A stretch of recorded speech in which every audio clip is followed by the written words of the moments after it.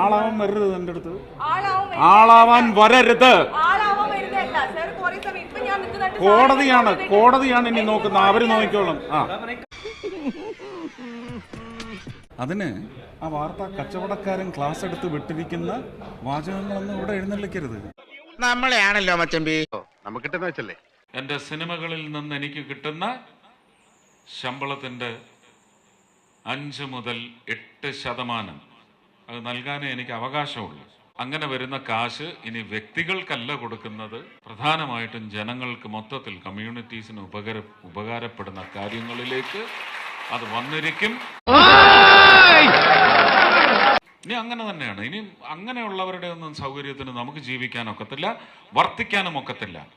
തൃശ്ശൂരിലെ ജനങ്ങളാണ് ഒരു ഉത്തരവാദിത്വം ഏൽപ്പിച്ചതെങ്കിൽ നിങ്ങളുടെ ഒന്നും ഉപദേശം ആവശ്യമില്ല. കൃത്യമായി ആ നിർവഹണം നടത്തിയിരിക്കും. നടത്താനുള്ള ചങ്കൂറ്റമുണ്ടെന്ന് നേരത്തെ തെളിയിച്ചതാണ്. അതൊക്കെ നാട്ടുകാർക്ക് അറിയാവുന്ന കാര്യം അല്ലേ? പറഞ്ഞതൊന്നും വെറുതെ പറഞ്ഞതല്ല. ഈശ്വരൻ അനുഗ്രഹിച്ചാൽ അതൊക്കെ മേലെ ചെയ്തിരിക്കും.